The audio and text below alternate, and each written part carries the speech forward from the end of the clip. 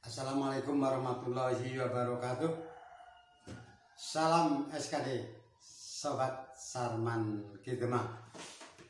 Pagi kali ini saya membuka HP. Banyak sekali pertanyaan mengulang terus. Berkaitan mungkin dengan turunnya bantuan CPS di Banyumas, maka melebar pertanyaannya, ya. Karena yang namanya program bantuan ini kan masih banyak yang berlangsung, masih banyak bantuan yang terus mengalir ke desa, terutama kepada warga. Dan yang barangkali menjadi iren ini adalah bantuan program Keluarga Harapan atau PKH. Sebagaimana kita ketahui bahwa program PKH ini hampir menyentuh seluruh sendi kehidupan masyarakat di seluruh Indonesia. Program Keluarga Harapan ini memang sudah berlangsung lama dan banyak yang memang menerima sejak program ini dikeluarkan sampai sekarang. Banyak juga yang sudah tidak menerima atau banyak juga yang baru. Nah, mereka terutama yang sudah tidak menerima ini banyak bertanya, mengapa tidak menerima? Mengapa saya sekarang sudah tidak menerima? Nah, ini saya ingin menjelaskan duduk persoalan apa sih sebenarnya program Keluarga Harapan ini. Barangkali nanti kalau penjelasan saya kurang jelas atau ada yang salah atau kurang pas, ya mungkin silakan ditanyakan ke pendamping, ya, yang biasa turun di desa, atau barangkali bisa di kantor kecamatan, karena biasanya berkantornya adalah di kantor kecamatan. Jadi program PKH ini sebenarnya merupakan suatu program pemerintah yang diharapkan untuk bisa membantu, ya, untuk membantu masyarakat yang kurang mampu. Jadi program PKH banyak ditanyakan masyarakat, apa sih syaratnya sebenarnya PKH?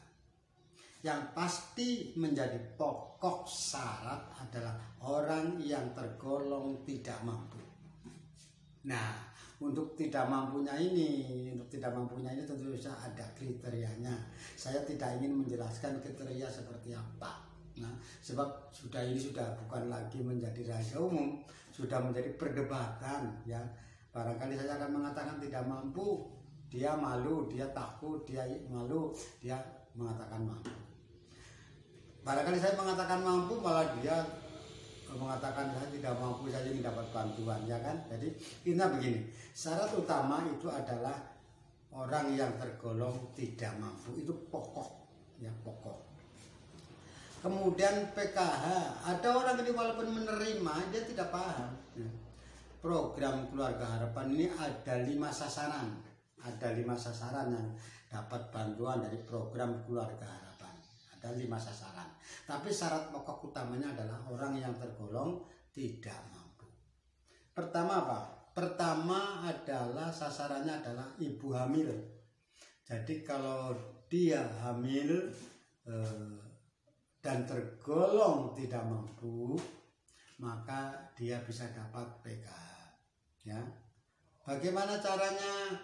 Bisa saja, ya, sebenarnya tidak ada hubungannya ini dengan desa, ya, karena kadang-kadang desa hanya sebagai penerima, daftar penerima, kadang-kadang kan tidak datang mencari-cari, itu enggak, karena biasanya nanti akan ada kelompok di situ, nanti akan ada kelompok PKH. Jadi sasaran utama tadi saya kembali tentang ibu yang hamil, yang tergolong tidak mampu. Maka dia bisa mendapatkan program Keluarga Harapan. Ya, besarnya berapa saya sendiri tidak tahu, ya. Silakan bisa ditanyakan kepada yang sudah menerima.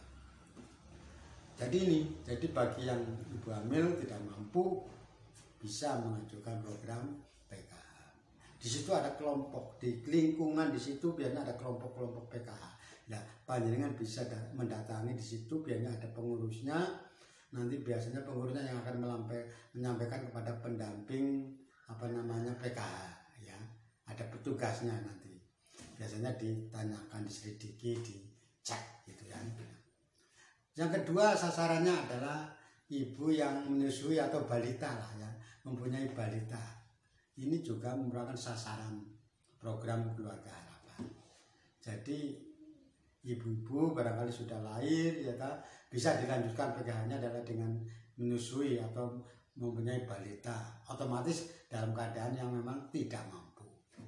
Tapi kalau dia kemudian sudah melahir, kemudian rezekinya banyak, suaminya bekerja luar biasa, sudah mapan, persyaratan tidak mampu sudah tidak memenuhi lagi karena dia sudah mampu, maka ya tidak dapat ya. Jadi yang penting tadi adalah tidak mampu, itu satu utama. Sasarannya tadi 2 hamil sudah. Kemudian sekarang adalah punya balita ya, mempunyai balita. Ini. Jadi bisa mengajukan program Keluarga Harapan. Bisa dilanjutkan dengan program ini. Jadi yang dari ibu hamil kemudian sampai dengan balita nani, kemudian yang ketiga sasarannya adalah mempunyai anak sekolah. Jadi tanggungan, jadi anak yang berusia wajib belajar ini. Jadi baik SD, SMP maupun SMA. Jadi bisa, makanya tadi saya di awal sudah dijelaskan, bisa ada yang dari program ada PKH, orang ini kok selalu dapat, dia dapat karena tadinya dia hamil, kemudian sampai melahirkan balita, kemudian sampai dengan anaknya sekolah, ya otomatis dapat terus ya kan, entah berapa tahun nanti ya kan, karena memang mempunyai anak sekolah. Dari hamil mungkin dia dapat, anaknya lahir kok tetap dapat lagi ya karena dia tidak mampu masih. Kemudian anaknya juga memerlukan perawatan, kemudian sampai anaknya sekolah ya jelas pasti akan dapat. Nah ini ya, cuma pasti kan sasarannya tadi berbeda ya. Jadi yang ketiga ini adalah mempunyai anak sekolah SD, SMP, SMA. Ini program sasaran program Keluarga Harapan yang ketiga ya. Jadi panjenengan ingin dapat silakan, di situ ada kelompoknya, nanti kelompok di lingkungan di situ pasti ada kelompok ya. Nanti ketua kelompoknya pasti akan berbicara kepada pendamping PKH. Ada pendamping yang dari kecamatan itu yang selalu membina ya. Cuma sekarang masa pandemi otomatis tidak mengadakan acara kumpul-kumpul ya toh. Nah di situ. Nah jadi ini supaya panjenengan tidak salah mengerti ya. Jadi program Keluarga Harapan ada 5 sasaran tadi. Yang pertama ibu hamil, kedua mempunyai balita, anak menyusui lah ya. Kemudian yang ketiga adalah mempunyai anak sekolah yang memang dalam kondisi umur wajib belajar. Ini sasaran yang ketiga. Kemudian sasaran yang keempat adalah mempunyai lansia ya. Bukan lansia yang berumah sendiri, tidak. Tapi dalam KK itu ada lansianya ya, ada lansianya ya. Jadi lansia itu hendaknya adalah mengikuti kakak orang yang tadi itu, yang orang tidak mampu tadi itu, maka dia berhak dapat bantuan PKH. Sasarannya adalah tadi yang mempunyai lansia. Jadi ini barangkali ada aku di bapak orang dapat, silakan bisa mengajukan. Di situ ada kelompok PKH di lingkungan di situ ya. Kalau desanya bisanya hanya memberi saran, nanti kalau ada petugas kecamatan tidak bisa untuk mengusulkan selalu ini dan itu pasti dapat, nggak bisa karena di situ ada kelompoknya, mengajukan kepada kelompoknya, nanti kelompoknya akan berbicara dengan pendamping PKH. Bisa desa ya bisanya hanya membantu umum ya, membantu umum.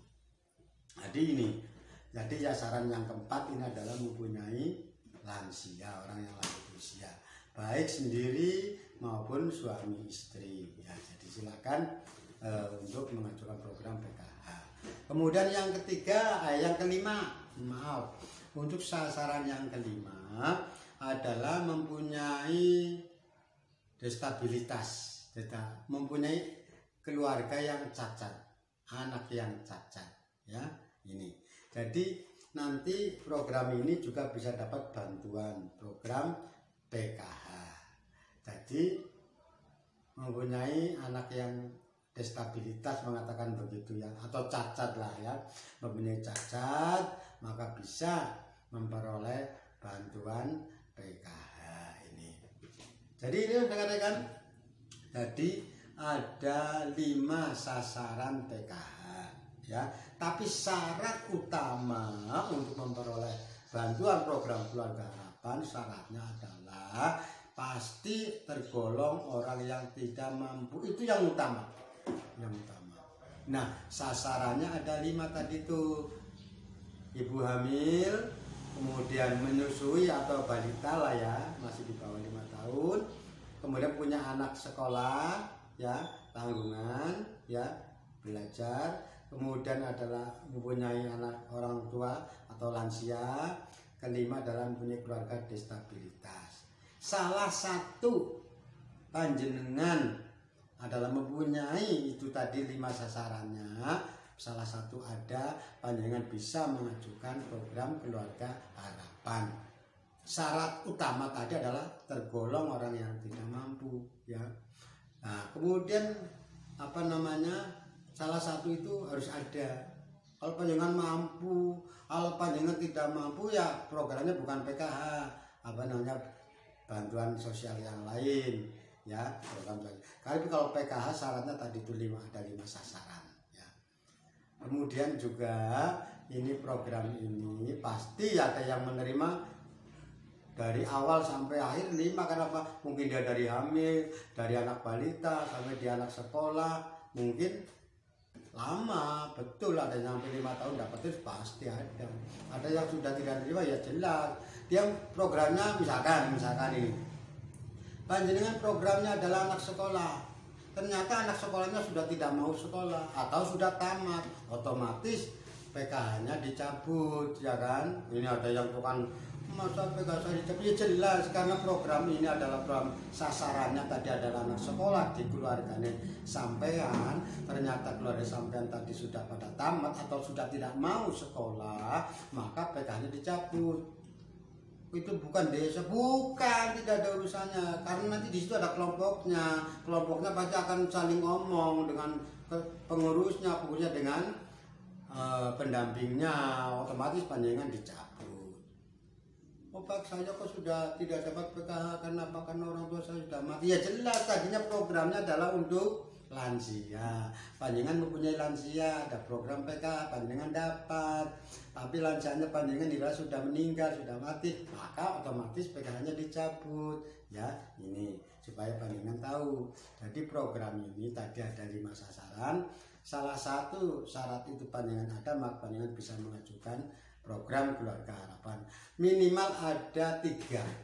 Jadi 3 sasaran yang akan dapat. Misalkan panjenengan sudah hamil ya toh, mempunyai balita, kakaknya sekolah, maka bisa dapat 3 paket. Ya, paketnya adalah dia sedang hamil, anak balita, atau anak sekolah. Atau mungkin ada juga kamu punya balita, punya anak sekolah, punya orang tua yang sudah lansia di rumah, dapat 3 juga bisa ya ini. Atau panjenengan bisa juga mempunyai anak sekolah, punya lansia, dilala ada yang cacat atau destabilitas, maka dapat buka program 3 program ya. Jadi ini ya memang maksimal ada 3. Jadi ini barangkali supaya panjenengan tahu, itulah program-program Keluarga Harapan yang ditanyakan banyak orang. Caranya bagaimana? Yang jelas ada kelompok di situ, di lingkungan di situ ada kelompok. Silakan menyampaikan ke kelompok. Nanti pengurusnya atau ketuanya biasanya akan berbicara dengan pendampingnya. Nanti pendampingnya akan menyeleksi, ya toh. Kemudian nanti datanya akan dikonfirmasi dengan desa, betul apa enggak, ini apa enggak. Nah itu ya. Jadi itu untuk bisa diperhatikan oleh warga. Ada yang dicabut, ada yang dapat baru, ada yang dapat terus, itu pasti. Karena tadi sudah saya jelaskan ya. Oke, rekan-rekan subscriber, rekan-rekan Sarman Kidemang, jangan lupa sebelum nonton acara atau mungkin sesudahnya juga bisa like ya. and comment, dan jangan lupa subscribe ya, subscribe gitu ya, biar tambah gayang channel Sarman gitu. Terima kasih. Wassalamualaikum warahmatullahi wabarakatuh.